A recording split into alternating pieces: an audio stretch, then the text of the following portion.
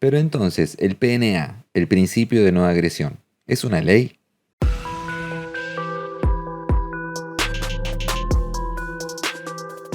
Esto es Visión Libertaria, tu fuente de información descentralizada y distribuida. La ley y el orden parecen cosas obvias en nuestro mundo de hoy. ¿Quién hubiera pensado en vivir en una tierra sin leyes? Y sin leyes, ¿quién sabrá qué está bien y qué está mal? Sin saber lo que está bien y lo que está mal, ¿cómo vamos a castigar a las personas que hacen algo mal? ¿Cómo evitar que las personas vendan drogas a los niños o que maltraten a animalitos indefensos? ¿Qué haríamos sin las leyes? Pero entonces, el PNA, el principio de no agresión, ¿es una ley? El punto central es que leyes no son necesarias para saber lo que está bien y lo que está mal, ni siquiera para castigar a los que obraron mal.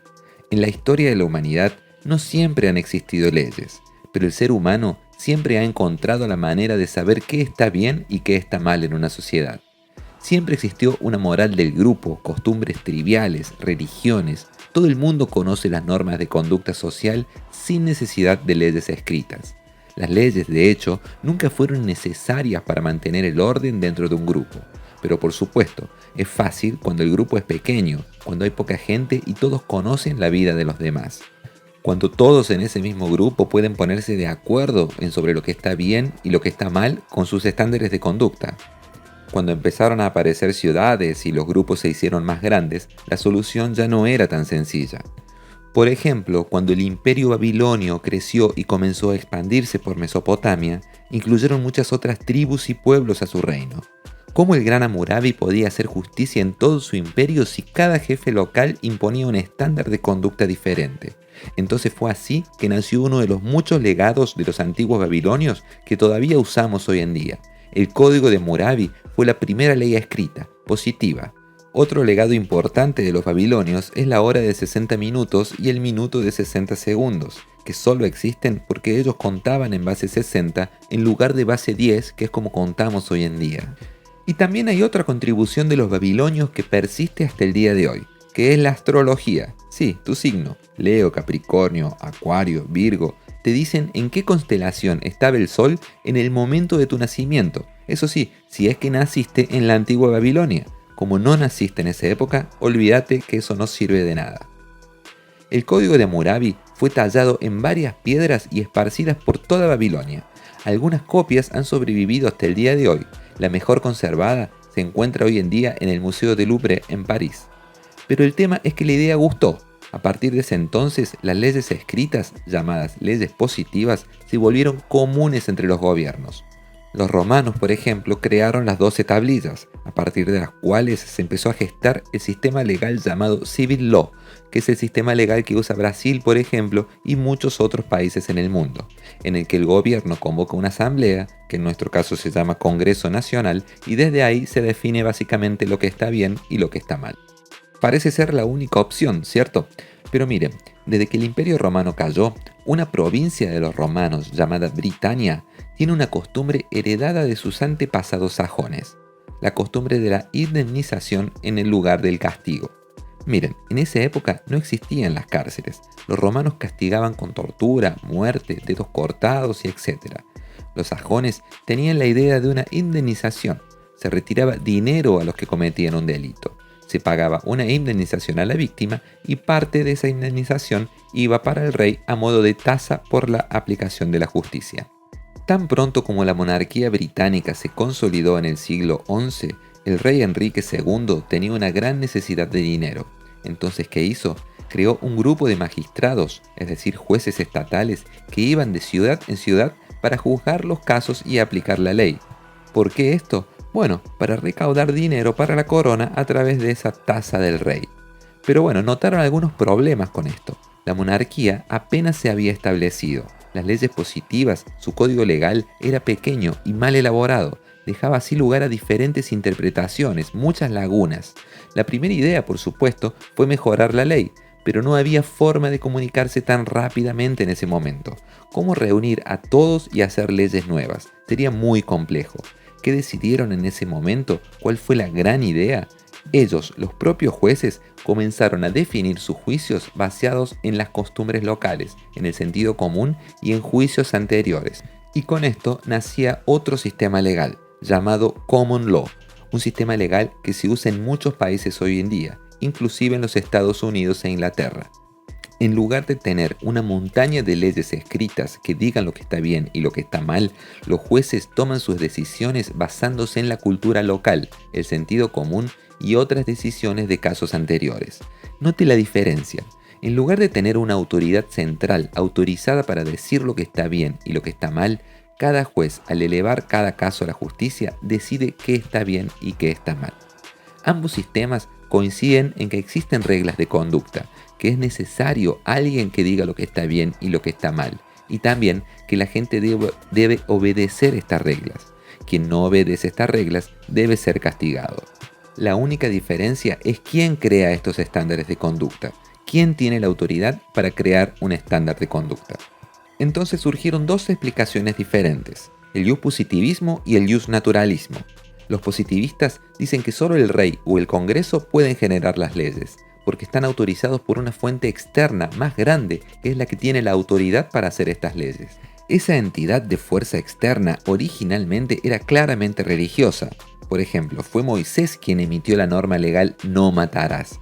Sin embargo, dijo esto porque Dios se lo ordenó. La legitimidad de esta norma legal venía de Dios. Si un fulano cualquiera dice que no matarás, la norma es la misma, pero para los demás positivistas no es lo mismo. ¿Qué autoridad tiene ese fulano para ordenar algo dentro de la sociedad?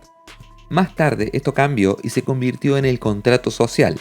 Por ejemplo, ¿por qué el Congreso brasilero puede dar a luz a leyes estúpidas como la de obligar el encendido de las luces en las carreteras de día?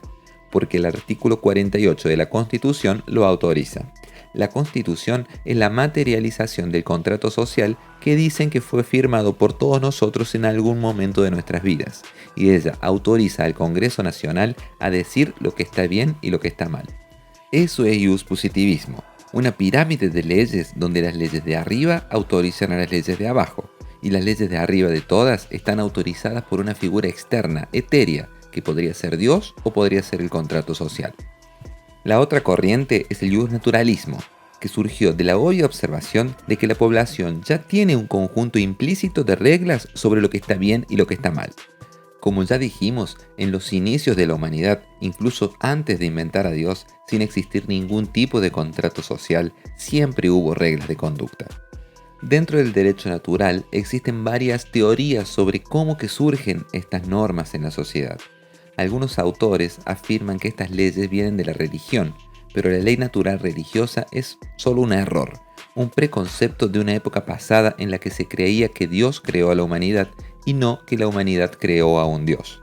Al crear la religión, los mesías y profetas que la crearon colocaron en la boca de Dios las normas de conducta que conseguían ver en la sociedad.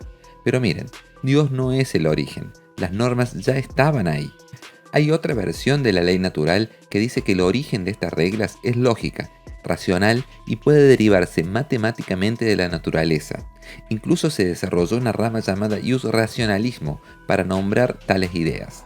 También está la corriente social, basada en el hecho de que un grupo de seres que interactúan entre sí y que son capaces de aprender de las interacciones previas, desarrollan de una forma natural un conjunto de reglas de convivencia y valores morales.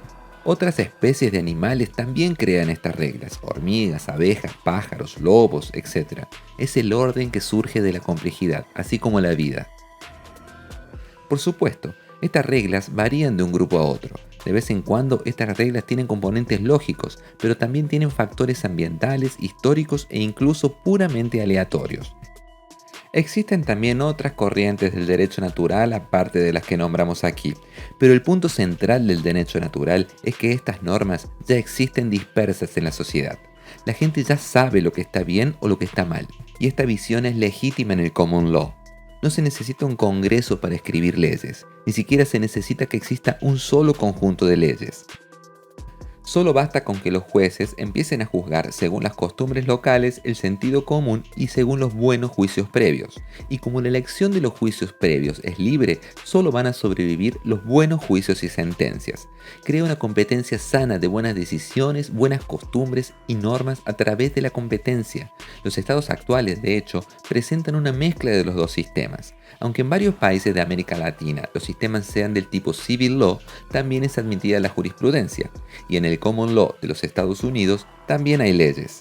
El positivismo jurídico y el naturalismo jurídico, así como el civil law y el common law, se mezclan en los estados modernos. Ahora, la definición filosófica de una ley tiene consecuencias importantes.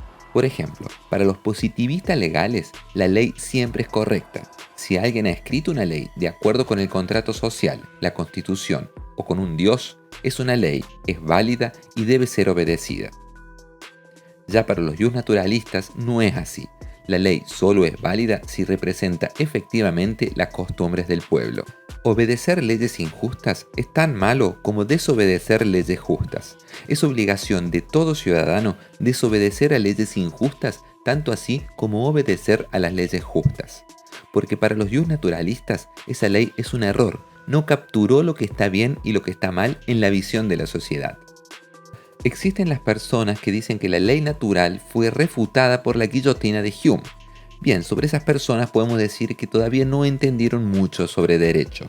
Imaginen los jueces de la Suprema Corte Americana arrancándose los pelos ahora que todo su sistema legal ha sido invalidado por la guillotina de Hume. Expliquemos este lío. La guillotina de Hume es un principio de lógica filosófica que dice que es inválido derivar un deber ser de un ser. Una ley natural, como la ley de la gravedad, es un ser, es un hecho, es algo que simplemente existe. Ahora, una norma de conducta o una ley es un deber ser, es una regla que implícitamente muestra la posibilidad de ser desobedecida. Es decir, en definitiva, la guillotina de Hume dice que no tiene sentido crear una ley que ya es definida en la realidad. Como por ejemplo, es obligatorio caer para abajo. Está siendo creado un deber ser a partir de un ser. Esta ley incluso tiene un tono cómico, porque entendemos que el deber ser incluye la posibilidad de la desobediencia. De ahí que algunas personas tomaran una de las corrientes del naturalismo, la que dice que proviene de leyes naturales, la matemática y la lógica, y concluyeron que la ley natural deriva un deber ser de un ser, y por lo tanto cae en la guillotina de Hume, y por lo tanto es falsa. Pero miren, el naturalismo en su esencia solo confirma que tales normas ya existen en la sociedad. El punto central es que el deber ser ya existe en la sociedad, por lo que es de ahí que surgen las decisiones judiciales, es decir, el deber ser legal del deber ser difuso que ya existe en esta sociedad. Él no deriva el deber ser del ser. El aspecto central del naturalismo no cae en la guillotina de Hume, así como la mayoría de las corrientes de la ley natural. Solo algunas específicas que de hecho sí caerían. Lo más curioso de esta discusión es que contrariamente al derecho natural, donde solo algunas corrientes caen en la guillotina de Hume, el positivismo jurídico siempre cae en esta guillotina, debido a la falta del fin de la cadena de autorización. Piensen conmigo, si el contrato social da autoridad a las leyes, ¿quién da autoridad al contrato social? En algún momento se llegará a una certeza impuesta a un ser, a un hecho que da origen a todo el deber ser del positivismo. En otras palabras, el positivismo siempre cae en la guillotina de Hume. Otro punto importante a destacar es que hay otro error en el argumento original, y es el hecho de que decir que un orden jurídico que cae en la guillotina de Hume no es válido. Eso es un error. Como todo en la filosofía, hay discusiones y discusiones sobre el tema. Nada es inválido absolutamente en filosofía.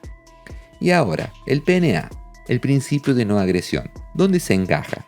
El PNA es un principio ético, es un mínimo ético. Lo explicamos con más detalles en el video ¿Qué es el PNA? El enlace va a estar en la descripción. El PNA es un principio jus natural, ya que busca evidenciar exactamente algo que ya existe en la sociedad como una regla del bien y del mal.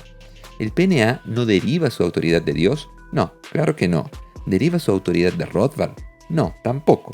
El PNA deriva su autoridad únicamente del hecho de que es un principio jus natural. Las personas naturalmente lo reconocen como válido. y ya que fue concebido como la visión libertaria, es evidente que prescinde del gobierno. Una sociedad no coercitiva no necesita que un gobierno formalice lo que ella cree que es correcto o incorrecto. Pero claro, como dijimos, el PNA es solo un mínimo ético. Seguramente necesitaremos reglas adicionales para tratar temas como el aborto, crueldad animal, venta de drogas a menores y etc. Estas son las preguntas más obvias. Hay muchísimos asuntos más. Las agencias de seguridad tendrían contratos sobre una base legal entre los que cada ciudadano puede elegir. Vean cómo funcionaría esto en el video que hicimos sobre qué es y cómo funciona una sociedad de leyes privadas. El enlace también va a estar en la descripción. Además, los tribunales privados, al juzgar casos concretos, naturalmente utilizarán los principios del common law. Utilizarán jurisprudencia pasada para definir cómo juzgarán los casos en el futuro.